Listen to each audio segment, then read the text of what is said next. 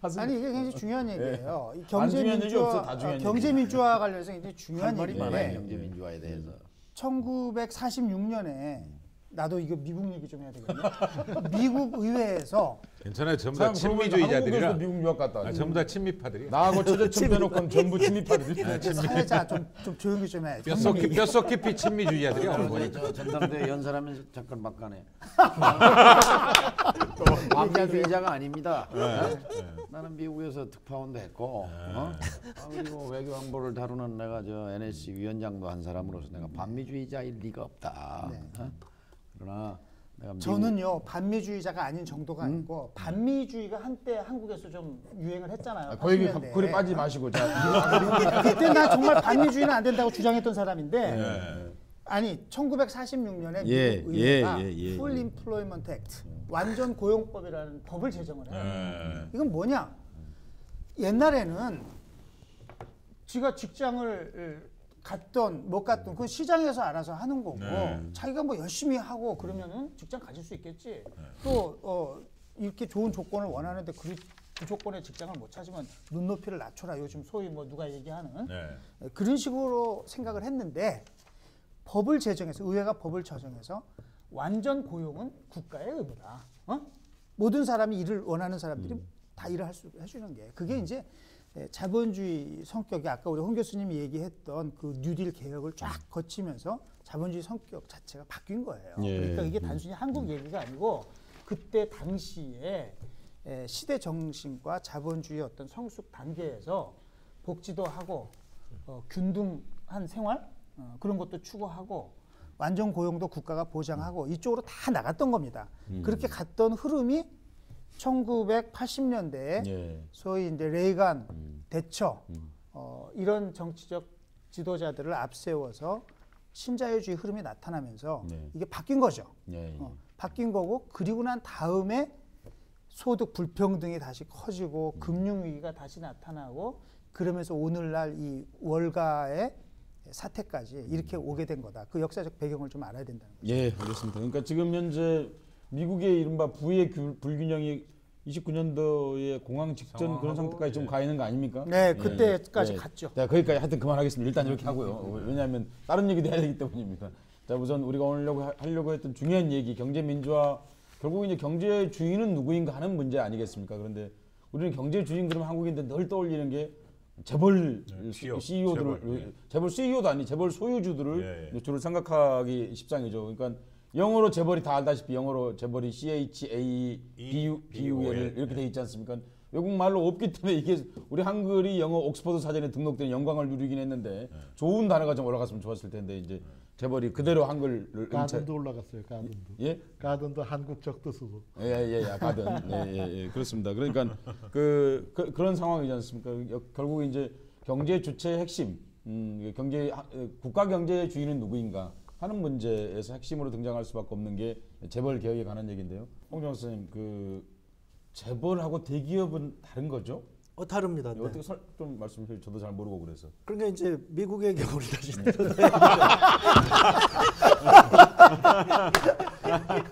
정말 아는 건 정말 미국밖에 없고 본격적으로 정의 들어가기 전에 옥스퍼드는 그렇게 말이죠. 기업 집단, 그다음에 가족 소유. 그렇습니다. 그다음에 하나 더 하자면 제가 하나 꼭 덧붙입니다. 폐쇄적인 혼맥. 그렇습니다. 혼맥. 다른 나라는 없는 폐쇄적인 혼맥이거든요. 우리는 끼리끼리 결혼하는 나라는 우리나라 재벌밖에 없어요. 자기네끼리 식구끼리 결혼하는 나라는. 이게 사실은 이제 좀 더 그 얘기 부연해서 얘기하면 물어봐놓고 자기들이 말씀하세요. 지금 예를 들어서 미국의 대표적인 기업 GE다. 그러면 GE도 지금 여러 가지를 하고 있어요. 근데 GE가 지금 상장돼 있는 것은 딱 하나고 그 밑에 있는 기업들은 다 100% 자회사들로 돼 있어요. 그러니까 지금 우리처럼 그 주주에 대해서 무슨 이해관계가 상충한다거나 지금 이제 우리 전문 용어로 그걸 이제 터넬링이라고 그러거든요. 그러니까 재벌 총수가 이렇게 밑으로 땅굴을 파서 이렇게 빼낸다거나 일감 몰아주기를 한다거나 이런 것이 근본적으로 불가능하게 돼 있다는 것이죠. 그러니까 이제 그것이 나중에 1950년대 GM의 사장이 그렇게 얘기를 해요. 뭐라 그러냐면 GM한테 좋은 것이 미국한테 좋은 것이요. 이렇게 얘기를 한단 말이에요. 지금 우리는 삼성한테 좋은 것이 대한민국한테 좋은 게 아니라는 거죠. 문제는 거기 있는 거죠. 거기 그게 핵심이에요. 그래서 알겠습니다. 그 흔히 이제 일반 시민들 이렇게 생각합니다. 조금 이제 신문을 읽고 이런 분들은 우리나라 정치인 중에 삼성으로부터 자유로운 사람 없다. 가령 삼성으로 표현되는 거죠. 뭐 삼성 뭐 그런 대기업 혹은 족벌 기업으로부터 그런 로비로부터 자유로운 사람이 정말 없다. 정말 그렇게 모든 정치인들이 그런 대기업이나 혹은 재벌 기업으로부터 자유롭지 못합니까? 요새는 뭐 이제 하도 정치자금법이 엄격하니까 법인으로부터 뭐 받을 수가 없죠. 그러니까 뭉텅이 돈을 받는 정치인은 없다고 봐야 되겠죠. 그 점에서는 또 이제 한쪽에서는 선거 옛날에는 뭐 몇십억, 몇백억씩 쓰는 선거였지만 요즘은 국회의원 선거 뭐 다 이저 공영제나 마찬가지니까요. 이제 문제는 이제 그럼에도 불구하고 어쨌든 정치, 관료, 언론, 법조 뭐 전체가 다 포위망 안에 들어와 있는 거니까요. 그러니까 어떻게 보면 보이지 않는 손에 의해서 그런 쪽으로 움직여가는 것 아닌가 싶어요. 그러니까 어제 제가 노골적인 질문 하나 드릴게요. 예. 삼성으로부터 직접적으로 무슨 로비를 받아보거나 그런 적 있으십니까? 저한테는 안 왔습니다. 최천 의원. 설마 저한테 오겠어요? 그러니까 이제 이분도 얘기하셨지만 이분 나오시기 전에 우리나라가 평등했잖아요. 근데 이분이 이 평등 사회를 계급 사회로 만든 거예요. 그런데 계급 사회를 어떻게 만들었냐면 그 제가 이제 안타깝게 여기는 게 그거예요. 재벌이 저렇게 만들어지는데 우리가 기여를 했다는 거거든요. 저는 지분이 있다는 거예요, 제가. 왜냐하면 제가 어렸을 때 그 눈알 사탕 먹고 싶은 거 못 먹고 그거 학교에 가서 저금했거든요. 그 선생님이 학교에서 저금을 받았단 말이에요. 네, 그랬죠. 그 돈을 싼 이자로 전부 저 재벌들한테 대줬단 말이죠. 그건 아주 특혜죠. 그 당시 이자율이 50% 사채 시장은 50% 60%인데 재벌들한테 은행 이자로 딱 해요. 은행이 돈이 없으니까 그 당시 은행원들한테 뒷돈 대주고 대출 받으려고 그러던 시기란 말이죠. 그렇죠. 그러니까 그거를 그 돈을 모아서 줬고. 꺾기라고 용어도 있었어요. 그러니까 그다음에 노동자들한테 저임금 정책에서 노동권 완전히 말살해가지고 그래서 재벌이 컸고. 그러니까 노동자를 또 매겨 살리려고 저미가 정책을 취했다. 그러니까 저임금 저미가 정책 취하니까 농민들 또 피해를 입었고. 그러니까 재벌들이 땅을 엄청나게 샀는데 그다음에 이제 이게 장사가 잘 안 되니까 인플레이션 정책을 취한 거. 그러니까 인플레이션이라는 건 뭐냐면 또 사람들 돈을 뺏어다가 재벌들한테 그냥 준 거죠. 저희 이제 인플레이션 텍스라고 그러지만 재벌들은 땅을 갖고 있으니까 땅이 몇 배 올라가고. 그러니까 사실상은 오늘 재벌이 있기까지는 우리가 엄청나게 기여를 했다는 거죠. 전 국민의 희생에 의해서 나온 거다는 거예요. 그런데 지금에 와갖고는 저 친구들이 자기들 잘나서 했으니까 우리 건드리지 마라. 그러니까요. 가장 최근에 와이파이 핑계로 이 스마트폰 2년 동안 막아줬잖아요. 그 시간에 간신히 시간 벌어가지고 지금도 스마트 시대 따라가고 있잖아요. 억지로. 그다음에 대한민국에만 있는 특수한 법이요. 한국 자동차 산업을 진흥시키기 위해서 교통사고 처리 특례법이라는 법을 만들어줍니다. 그렇죠. 외제차는 막아놓고 그 사이 한국차를 타게 하는데 사람들이 교통사고 위험성 때문에 안 타요. 그러니까 중대한 사고, 그렇죠. 신호 위반하거나 음주운전하거나 이런 경우만 형사처벌할 수 있도록 특별법을 만들어줘요. 이거 대한민국에만 있는 법입니다. 또 세계에서 가장 교통사고 나고도 문제에 대해서 책임 안 지는 거죠. 그렇죠. 다른 나라 형사 책임져요. 비극적으로 우리는 그 정의란 말을 민주정의당이 이제 오용을 해서 사실 그 영향이 있어요. 한 20년 동안. 예, 정의라는 말이 정상적으로 쓰이질 않았죠. 정의란 말이 이게 오염이 되고 오염된 거죠. 근데 이제 어느 날 보니까 아무리 대한민국 국민 중에 지금 열심히 살지 않는 사람이 어디 있습니까? 아무리 열심히 해도 이게 앞으로 가기는 그냥 자꾸 뒤로 밀린단 말이죠.